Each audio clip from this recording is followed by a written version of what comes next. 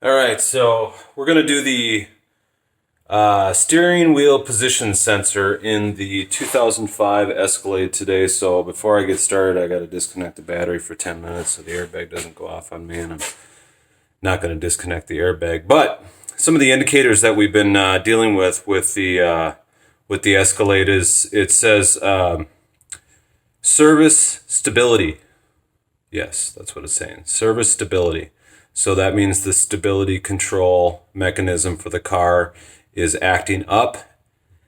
When that's a standalone issue, generally all people out there are saying that has to do with the steering wheel position sensor. So I also the other day had gotten to the point where there was a Stabilitrak Disabled, and that reduced power to the engine, and it was acting really funny. So I was close to home. I parked it, just wasn't going to deal with it anymore. I did put the scanner on there, and all the basket of codes that were out there still indicate that it's the steering wheel position sensor. Now, there's the on the hub assembly, there's a speed sensors for the wheels that sometimes act up and cause those problems. I have the intention of switching or replacing the hub assemblies on this thing soon, so I'm not going to start there. I'm going to try and solve my immediate problem because I'm not having any grinding with my my wheel bearings, so that I can try and put off to another date. But for this particular issue, I'm going to start with the steering wheel position sensor, which has some kind of caretaking that you need to do. Some caretaking that you need to do before you get started, and the first thing is going to be disconnect the battery. So I'm not gonna show you that, but I'm going to disconnect the battery and then get some other things into place, and then we'll be back at you. So the first thing I'm going to do here is I got to take off this shroud here. This is actually a shroud. It's see how it moves. This comes off. You got to be really careful. You got to put the shifter all the way down to the bottom, and then you got to tip the steering wheel all the way forward, and then this pops off, and it unclips kind of along some different areas. You got to be very careful down here in this clip and on the other one on the other side, because they like to break. So I'm trying to get at this so I can get underneath where the steering wheel console is, but I need to get this shroud off first, so I'm going to start with that. Alright, now one quick note. Do yourself a favor, and if you break something, take the time to Gorilla Glue it and use some electrical tape. You'll thank yourself later for trying to maintain having nice things. Someone broke it before, and I found the piece, and I glued it, and it held for a long time, but recently I've taken this thing off a couple times, and this last time she finally broke loose. So I got her gluing again, and I think she'll hold as long as I don't have to take it off anymore, but there's no guarantees on that. So anyways, try and line the trajectory of it with the one next to it, and you'll be good to go. So that'll go back on tomorrow or 2 days from now when it's well dried. So now that I have that off, like I said, there's a bunch of clips on there that came off. I need to go under here, and there's a 10 millimeter bolt there and 10 millimeter bolt over there. I'm going to take those out, and just like the upper piece, this is going to pop down, and then this is going to give me visual access to the entire steering column. Alright, I lied in the last little clip there. Those were 7 millimeter bolts, so it was 7 millimeter like there, and then pops off. You can see the clips here. A lot of people don't show like the path to get to the steering wheel position sensor, but they're usually sitting in their seat when they tell this story. I'm not going to do that. Here we go. We're going in from the side of the car. We're going to head towards the gas pedal. See that? I got a nice view of the gas pedal down here. And then I'm going to come up to the left here. And then right there, that is what we're going after. So this is the plug that goes into the position sensor. and this is the position sensor. So I believe to get that off, I got to take off this 15, I think it's a 15 millimeter nut to disconnect this, and then I have to drop the steering column away, which is 1, 2, 3, 4, and then that should drop down. But the first thing I need to do is I need to lock the steering column so it doesn't move. I don't want to wreck my clock spring. I don't want to disrupt the airbag. I don't want to do any of that. So the way you do that is you have to lock your steering wheel into the column so it doesn't move on you. And the way I'm going to do that is I think I'm going to use some packaging tape, a lot of it. So I'm going to get right back at you and show you my setup before I start to disconnect this stuff. But this is what I'm getting after, and in order to get at that, I need to separate this from there. But then this should just pop right off, and then I should be able to put that back on, put everything back together, and hopefully I'm a happy camper. All right, so I got, let me see if you can see here. See, I got that marked, so I know what position that's got to go back in. After this, right there we go. That's a much better picture.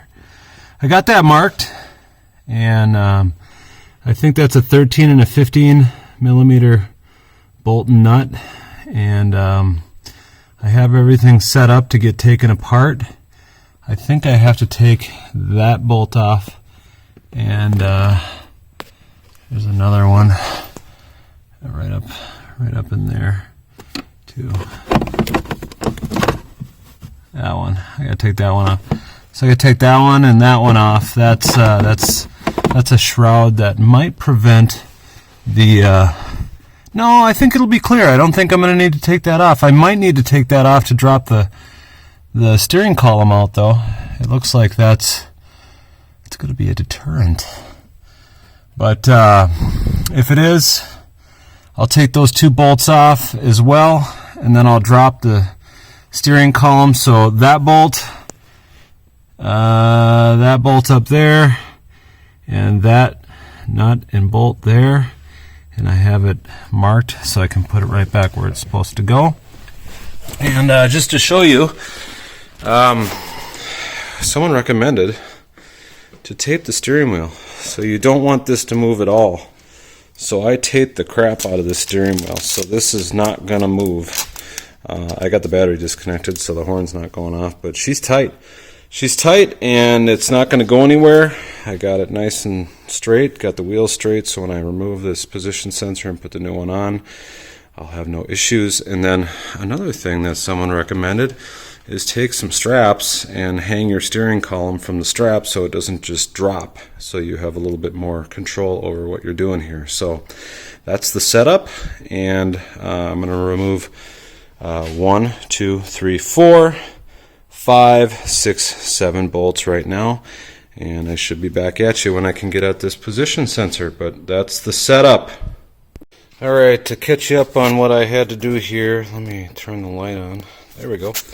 There were two bolts there, 15 millimeter, that were holding the steering column up. And then again, the steering hasn't moved. I did lower the ratchet strap a little bit so I could get things down. But then in here, there was a bolt there, and then there was a bolt. You can't see it anymore because it's too low, but there was a bolt straight ahead. I'll point that out when I get it back together. But there was two bolts that were holding the column up against the, what's towards the firewall there, and that was preventing the column from disconnecting from the joint that it's in down here. So all right, so what I got here is I had to wedge a screwdriver up into the column area here, so you can see that it's pulled away, but I had to wedge a screwdriver up there to get it to pull away. So They got like blue Loctite up in there, but that was the only way I could get it to disconnect from this fitting right here. So I got it disconnected. Now I just gotta lift up on those tabs on here, and I'll pull the position sensor out, and I should be able to be ready to put it back together after that. All right, one last little video here. I got everything kind of back together here. I did get the position sensor put in. Sorry I didn't film it, but to give you an idea kind of what happened here was the position sensor was, these are the variables that you can't plan for, but you know, as I was trying to slide it down the joint there, there was a burr. So a burr is like a little chunk of metal where, you know, someone might have, you know, grabbed this with the pliers and, you know, and scuffed it up. And there was a burr like right in here where I was trying to back this out, and I couldn't get the position sensor past that burr, so I had to shove it back in, and then I had to get a file and sit there and file that down a little bit, and then I was able to get the position sensor off. Now, the one key element that I want to point out when you get a position sensor is it comes with this pin on the back side of it. And there wasn't a lot of information out there on when to pull that pin, but I did find a guy that had a good video that once you snap the new position sensor into place, so once you get it back up onto the rod there and snap it into place, and then you can, before you put this cover on, but once that snaps into place, then you can pull the pin. And it's not like a hand grenade, it's not going to go off or anything. That's a dad joke, so it's not funny. So it's in. I got the bolts tightened back up again. That's one right there, and then there's one sneaking up on you there. Just to kind of give you an idea, when I was talking earlier that I had to get a screwdriver in there, so it was this one. I actually, once I had this loose, I took the screwdriver and pried away at it, and that helped pull the steering column back away from the joint there, this joint. Right here, there's actually a metal tab on the other side of this rod here, so you actually don't need to put a socket on this side. You can just start ratcheting from this side, and she'll back that nut off. It's probably got Loctite on it, so it'll be tough at first, but a little bit of patience, some swear words and stuff, you'll get it. So that's that. It's in. I don't know. I might end up having to replace, if I get a notification again, I might end up having to replace this housing right here. There's like a bearing in here that makes everything steer smooth, and you know, if you got a slight wobble in your steering column, they say that has to do with that. But I'm going to try it for now. Hopefully I don't have any errors, and yeah, that's that. So back together, I'll cut the tape off and see if I have any issues. One little fun little tidbit: if you're familiar with these vehicles and you're like, hey, that big bundle of wires isn't supposed to be there, you're right, it's not. You know, when you buy vehicles on auction and you look back in their Carfax history report and you discover that the last person who owned it, and this thing was in rough shape, she's in good shape now, but she was in rough shape, the last person who owned it got it repossessed, may have had some other things going on in their life, because there was a GPS tracker up under the dash on this thing. So it was actually causing a slow drain on my battery, and I got it disconnected, and that solved that problem. But I have this big bundle of wires that at some point I'll probably have to figure out how to get the rest of it out of there. But In the meantime, GPS tracker's out of there, so the feds are no longer tracking me, and vehicle's good to go. So, anyways, I'll get this button back up and see if she works. Alright, I want to film a quick video. So I mentioned that I was having a number of different sensor issues. This isn't my regular vehicle. This is disgusting. So I'm going to clean that up. But I have two Escalades, and sometimes I'm able to use parts from one to test another, so I can definitively say what the issue is. Now, I wouldn't take steering wheel sensor off this to try it on that. That's just too much work. But I did take the seat out, which seems like a lot of work, but it's actually only 4 bolts, so it's not that bad. The other error that I was getting was a yaw sensor circuit malfunction, and it's expensive, and I didn't know where it was, and then someone told me where it was, and it was underneath this seat, and it actually goes right there. And this is actually the sensor. So this sits right here, and this is the one from my, what I call my daily driver one. This is the one that I bought and fixed and works great, and I'm going to sell.